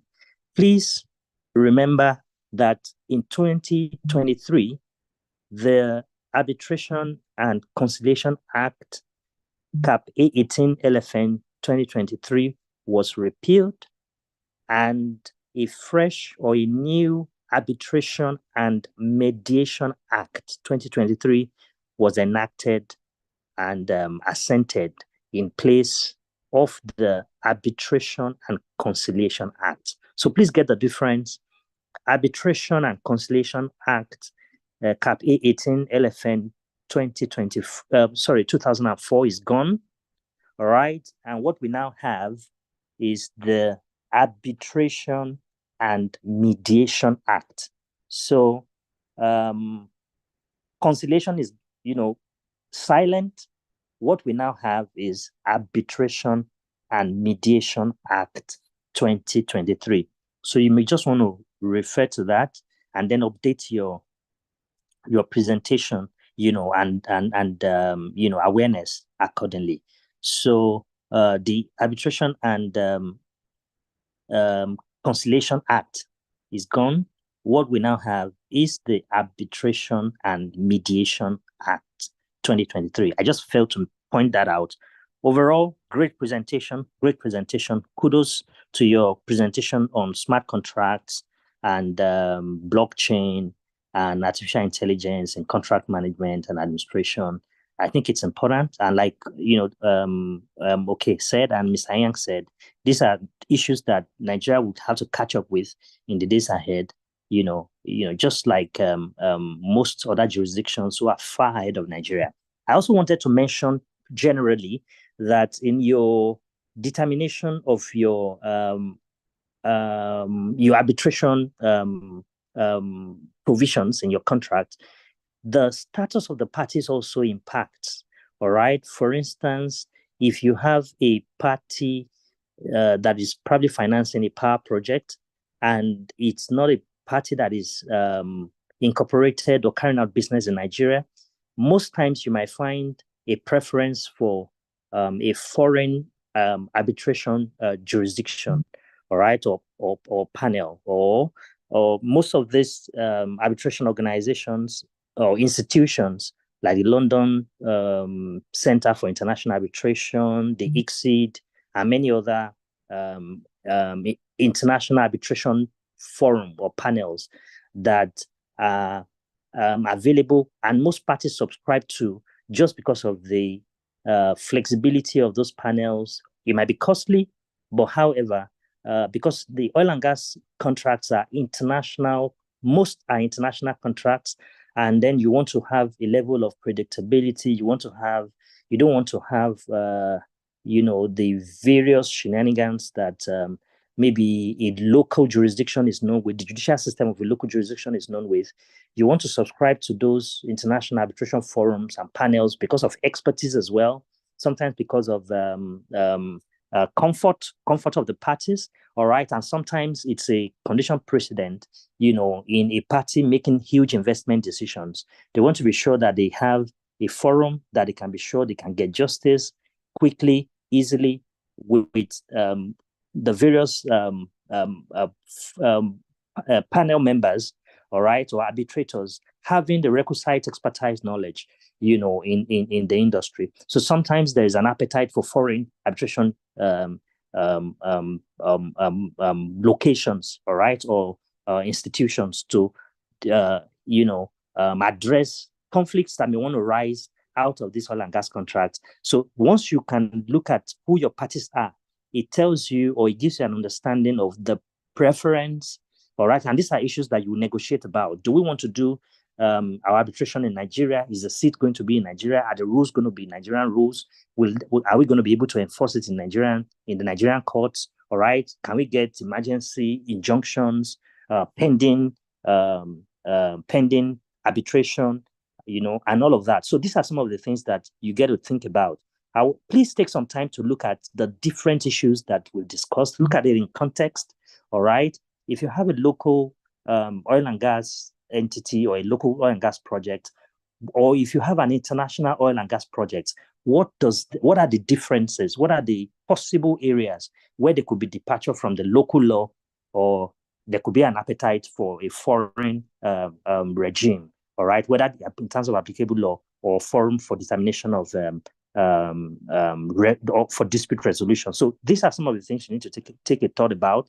And then, of course, availability of local technology, because sometimes the technology is coming from abroad. And then, of course, you want to be sure that there is domestication, there is transfer, there is succession planning in terms of know-how, in terms of provision of maintenance provisions or maintenance, provisions in your contract. Who does the maintenance? Who does the repairs, commissioning, and all those other basic details? I think when you get into practice, you will see all these things in context, and I'm sure you'll be very happy that you had an opportunity to be a part of this mentoring program. Thank you very much.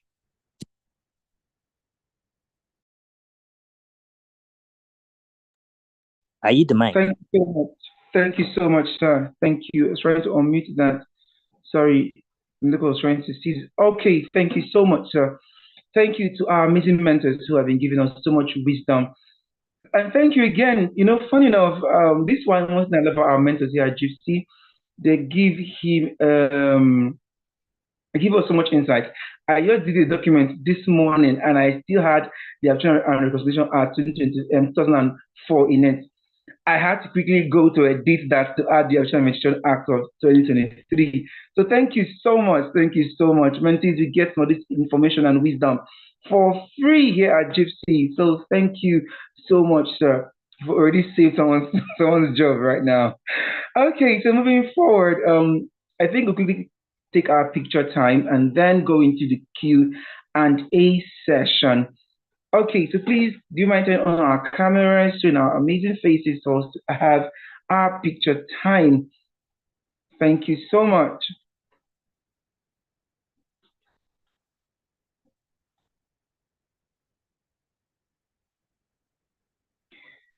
Okay.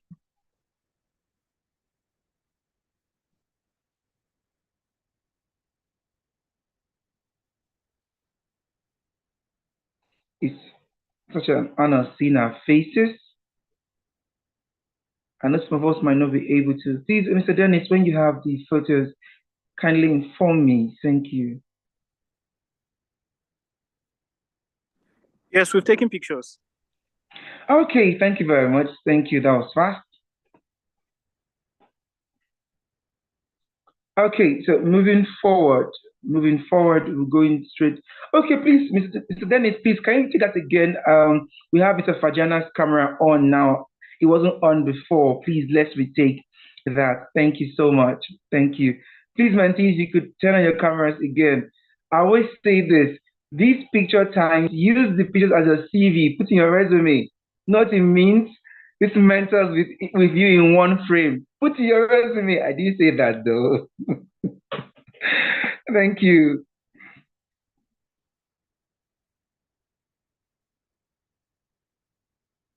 Welcome, Mr. Dennis. Second yet? Yes, we are done. Okay, thank you so much. Thank you. Thank you to our mentors for doing that for us. Okay, Mr. Dennis, okay. Mr. Dennis, please, your camera is on, confirm. Okay. So quickly, we're going to go into the question and answer session. Mentees, we've heard so much about dispute resolutions. We've heard so much about regulatory laws for compliance. We've heard so much about contracts. Now, do we have questions on this topic that you want our mentors to throw more light? Please, if you have live questions, you could use the emoji to signify raise of hand. We'll call you to ask your question live. If you think you would prefer to type your question in the chat box to be read out to our mentors, you could also subscribe to that and just do that. So quickly, let's get questions for our mentors to do justice to. If there were questions before the class, I think I'll be updated with the questions that were sent by the mentees before the class. If there were none, I think we'll just open the floor to our mentees for questions. And the event where there are no questions, we invite our mentors again for final words and probably some things I want to throw more light on finally before we call it a day for today's session in energy law. So mentees, over to you with those questions, things that have been bugging you with regards to contract, compliance, and dispute resolution in the energy industry. Are there times where they are going to arbitration, could probably have, let's say, some conflict of laws with the constitution on matters that come from oil and gas that should go to court or vice versa? So things like this, I think, to actually bring up questions like this, because I know sometimes some people question why go to ADR instead of going to litigation for things like this.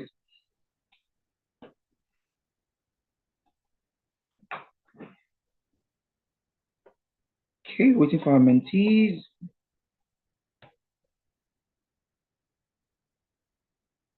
Mentors, I think if mentees are not having questions, I think we can open the floor to you to ask them some questions. Let's know how well they've been flowing and how well they've understood today's topic.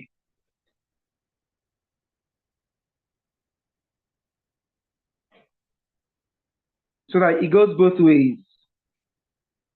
Okay, someone is asking, good afternoon, sir. Please, as regards our group work for the week, I had difficulty sourcing materials for the reporting and monitoring strategy tools by the regulators. Please, can you shed some more light on this? Okay, so someone wants to get, please mentor, someone wants to get more knowledge on reporting and monitoring strategy and tools by the regulators. How do we monitor the energy sectors, I think, and how they're reporting monitoring strategies and tools by regulators? Please, mentors, the floor is open. Anyone is open to answering the question on that.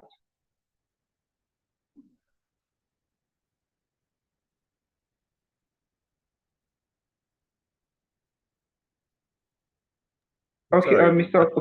Okay, Mr. Yang is already up. Go ahead, sir.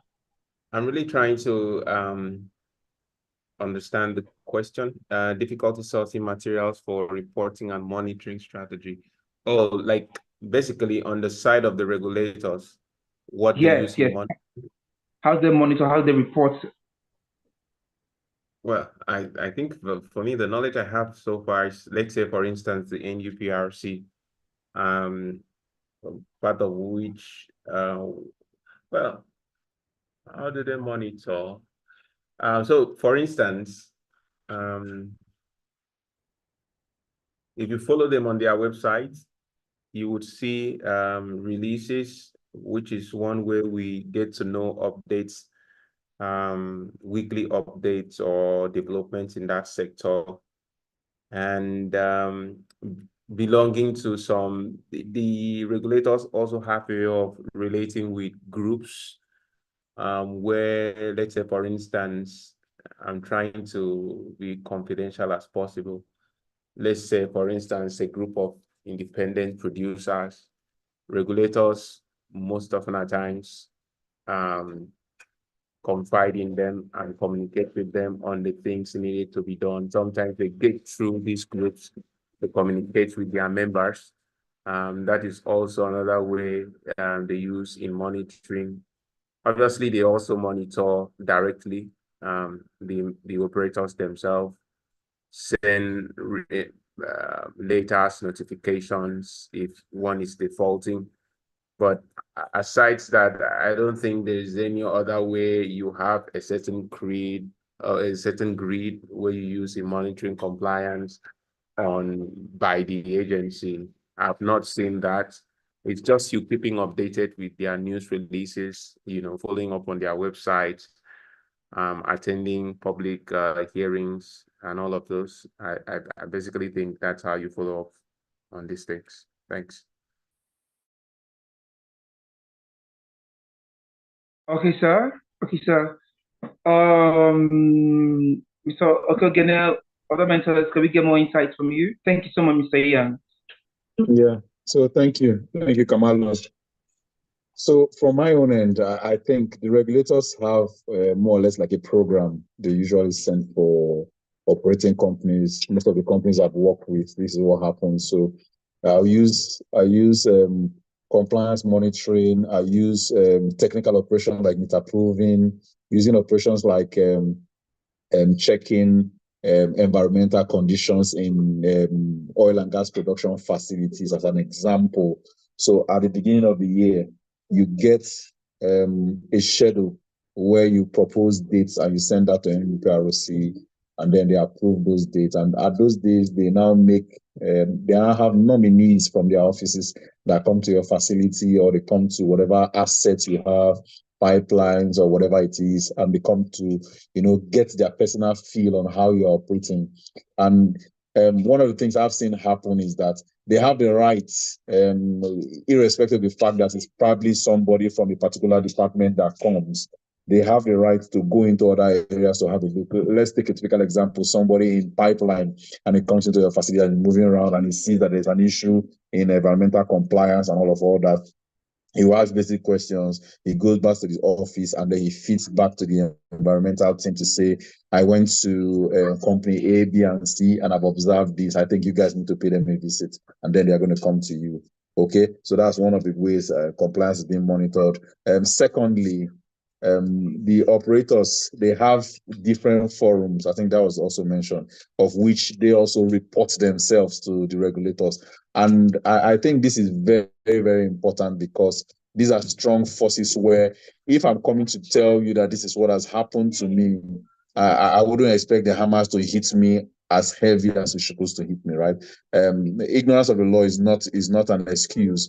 But again, that is why they have these unions, Pengasin. They also have several others that operators form of which it gives them that leverage where they're able to go as a strong force to say, there's a major spill here, and before the government comes into play, we have already started deploying some of these assets, some of this environmental management team to deal with them. There's one they call CNA. It's an agency that responds to oil spill, just as an example, right? The big oil companies like the likes of Chevron, of Mobil, Seplat, and ASCO, they're all serious members. So where there's a default, right? There is a procedure called Joint Inspection Visit, JIV, where everybody comes in to go and reascertain the actual cost of those bridges, especially in pipeline operation, where I'm very much interested in communities, NOSRA, Federal Ministry of Environment, the operator, NUPRC, and the likes. They all go to those places where those things are happening to determine what is the root cause of that spill. And if for any reason it's from the operators, they call that one operation failure, right, or equipment failure, as the case may be. There's also issue of vandalism. There are many ways these things can happen, right? So this CNA or this bodies that these operators form, they help to mediate and ensure that the hammer doesn't hit on them, because yes, as an operation, things can go sway in the way the operators don't expect, and they use all this forum to manage them. I hope I've answered your question. Thank you.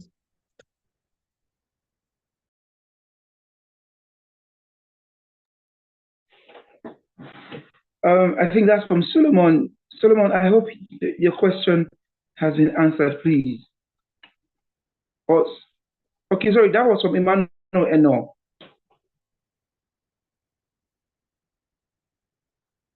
Emmanuel. Okay, thank you. So are there more questions?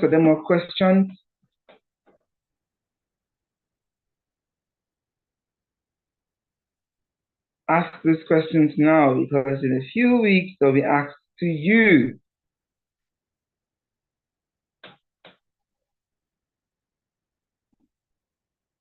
Okay. In the absence of any question at the moment, I'll just call on our mentors to give their final words, closing words on the topic, so we can flow from there.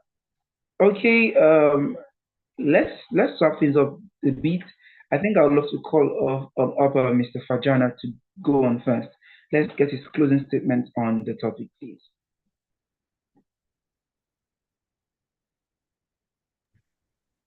Did I hear closing statements? Yes, your closing statements, your final take on the topic, something you want the mentees to go home with, something you want them to really take on the topic, to have so much, take keen knowledge or interest in. Thank you. Great. All right, thank you very much. So guys, it's been a very interesting time having this conversation with you. Just know that the world is right ahead of you in terms of the possibilities and potentials that the sector has, in terms of oil and gas, in terms of providing legal services. Look forward to it. Abreast yourself with the developments within the sector, within the space. There is a lot that is happening right now within the energy space. Investments into gas to power, investments into metering, clearing out of legacy debts for GasCos, for GenCos. You can see some of the reactions that the issues in the power space, in the energy space, has triggered in the last couple of days in terms of pricing. All right, the implication of the international price of energy, dollar naira dynamics, how it plays on contracts. You know, most parties had signed and agreed specific prices, let me not put figures now, specific prices at the time when they contracted for the provision of maybe supply of gas for power. But the reality in the international economy has made it imperative for the regulators to come in to kind of adjust the price of gas. And that, of course, will impact on the provision of power from the energy side. And then, of course, we've seen the sporadic rise in the cost of fuel on the oil and gas, on the oil side. So these are dynamics that you must learn to get interested in as an emerging oil and gas practitioner. You will find all of this very interesting in your practice. Get to follow events. There are a lot of events that are happening in the oil and gas space by all the regulators, all the players, service companies, IOCs, and then of course the engineers companies. They are doing a lot of events just to discuss. So it makes you feel at home in the industry. I didn't start out with oil and gas. I was the first 4 years a core litigation practitioner, then another couple of years corporate commercial, but opportunity came and I found myself at the mainstream of oil and gas services, both from the practitioner side, within a law firm, and then now currently in a service firm. So I think these are some of the opportunities that life has for you. However, it's your keen interest, your ability to be abreast of the facts, the developments, and then your knowledge of the law. I would repeat that again. Your knowledge of the law, your ability to adapt your knowledge of the law in such a way that you are able to use it to solve problems, and then, of course, situate it within the context of your practice or the circumstances you find yourself in, particularly if you are practicing within the space, either on the energy side or the gas and power side or oil and gas side, So please get your interests up, follow the industry, follow the regulators, look out for some of your mentors and follow them. I'm going to do that after this session because these are people that I could always reach out to share knowledge, to share experience, all right? And then develop your interest and keep following JIIPCC so that you can ensure that you get the best from the other rounds or sessions that are going to be putting out, which you can always be a part of in the days ahead. So have a good time. Sustain your curiosity, research, learn, ask questions, and see you there on the other side, flying your colors. All the best.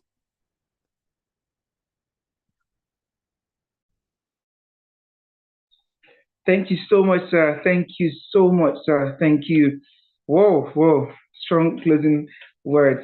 Okay, so once again, thank you so much. So honor having you with us. Moving on to our next mentor to get his final words, closing remarks on today's topic. Okay, let's welcome the man I have vandalized, mutilated, and dealt with his last name, Mr. Okagena. You still not tell me how to pronounce that name. Please say your final words for today.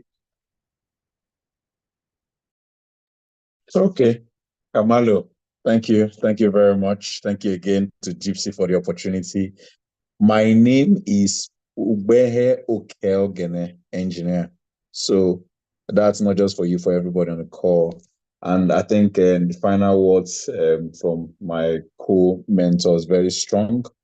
Following the mentors on LinkedIn, on various platforms will help you to know what is going on, pressing and emerging issues, hot topics you think you need to be abreast about. I'm quite happy with the regulation somersault that was talked about here. While the mentees were still referring to 2004, there has been also an adjustment to 2021, 2022. And I think I like that.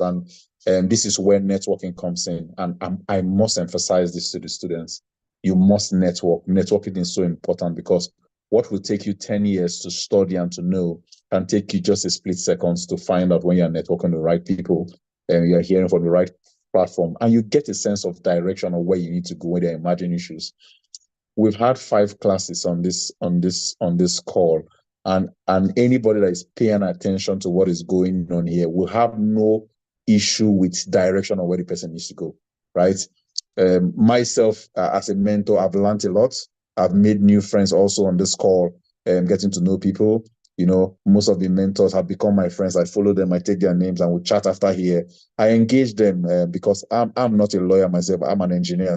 So I need their support in getting things right, having that proper understanding, because I've left core operation now. I'm going to core management and the C-suite level. So I need to start having this understanding on contracts and how it works. I'm actually moving into business development now, where a lot of contracts is involved in what I do. So again, all this knowledge, me being here, is not only about me giving, right? It's also about me taking and learning from all of you and also from fellow mentors. So this platform that JIIPCC has provided for networking is a very, very important one. And we must always take that very important. Network beyond your core circle, network out and you learn. So I don't think I have much engineers on this call, but being around lawyers has been very, very helpful in changing the way I speak, in the way I express myself, the way I understand people's minds psychologically, right?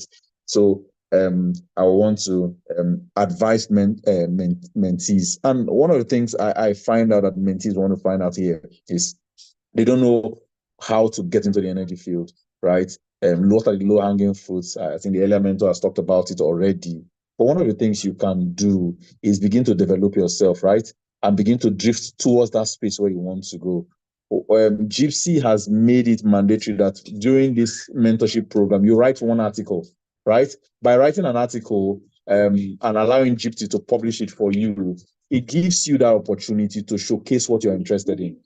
You will be shocked. Kamalo is one of the examples. You'll be shocked what people have done from writing different articles. I've heard Kamalo's story on how he wrote several articles and how it has given him the platform for people to recognize his skill. And when people are looking for some of these opportunities or looking for newbies into the industry, they identify you as somebody that can provide or someone that can be mentored or someone that has the potential to become great as they go ahead. So it is very, very important. You must put yourself out there. You must be available for more senior people in that industry to use, to not to use in the negative sense, but also to be available for research, for setting call when they need it. I think it's very important. And lastly, advocacy is one of the things I've seen. If you become an advocate in certain areas, people begin to see you, people know what you have done or what you're interested in. I think that gives you the required visibility. And lastly, I want to talk about problem solving. Problem solvers are in scarce demand globally.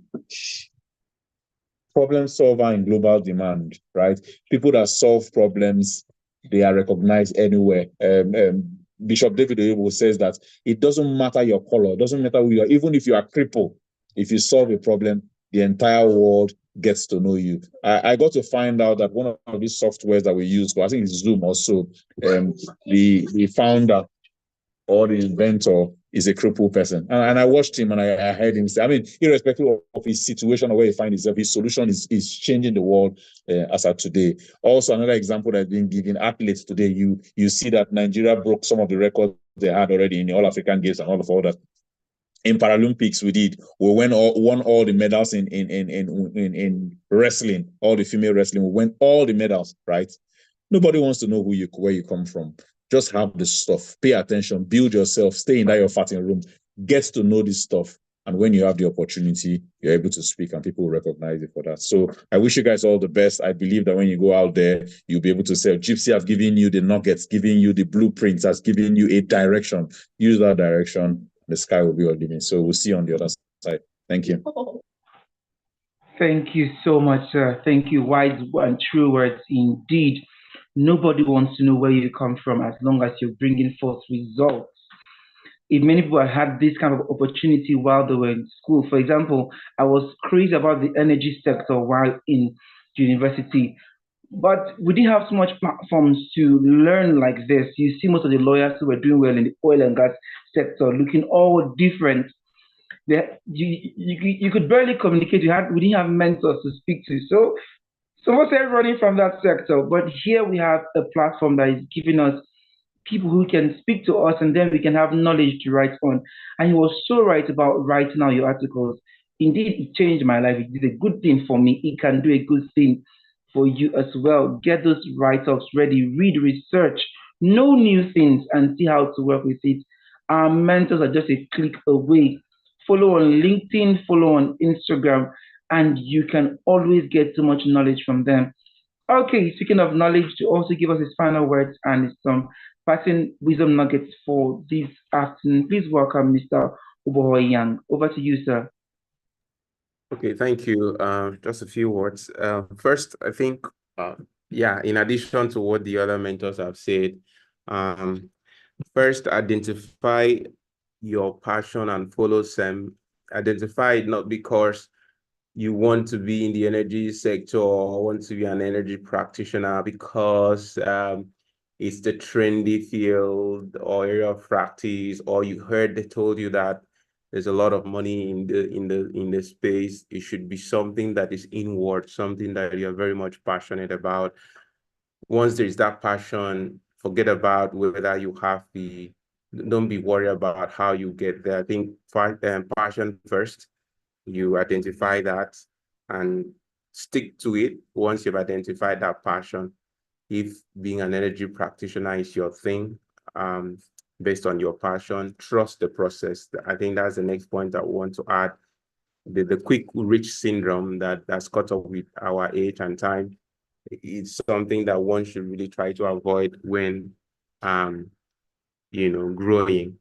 Because if you don't trust the process, trust me, even as an energy lawyer, when you are just starting, as lucrative as it sounds, you might find yourself in a little firm or company that might not be paying as much as you heard the crazy money being paid, to an, let's say senior lawyer out there.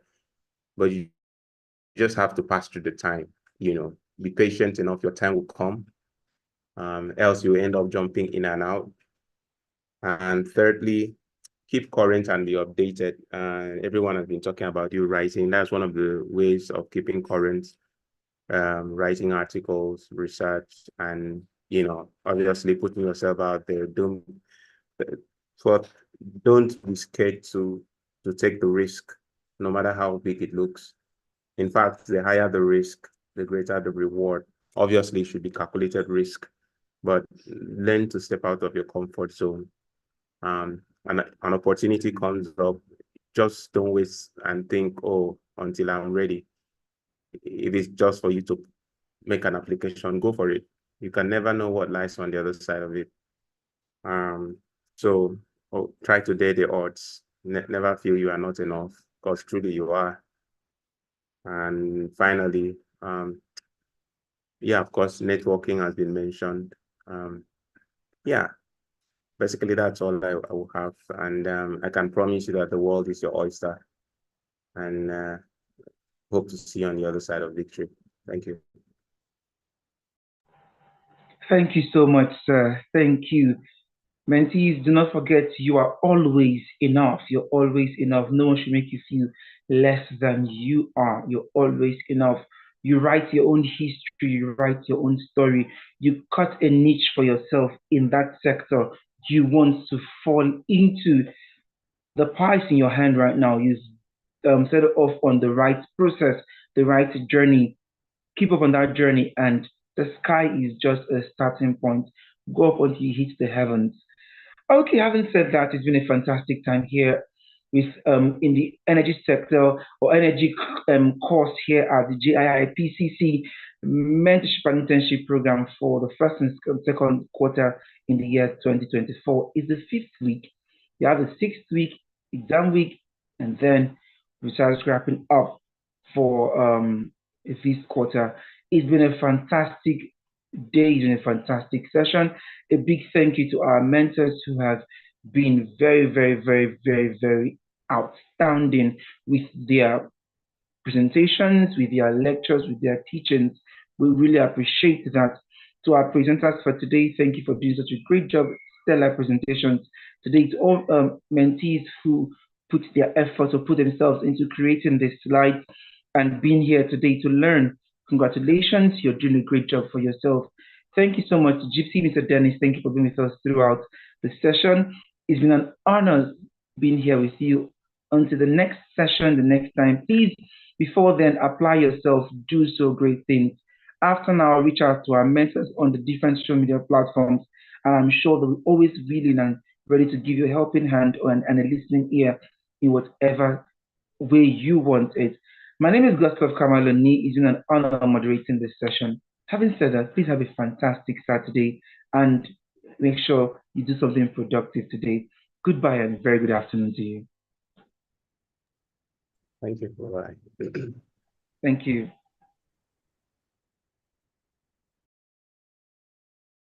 All right, thank you, Kamalo, and have a wonderful day, everyone.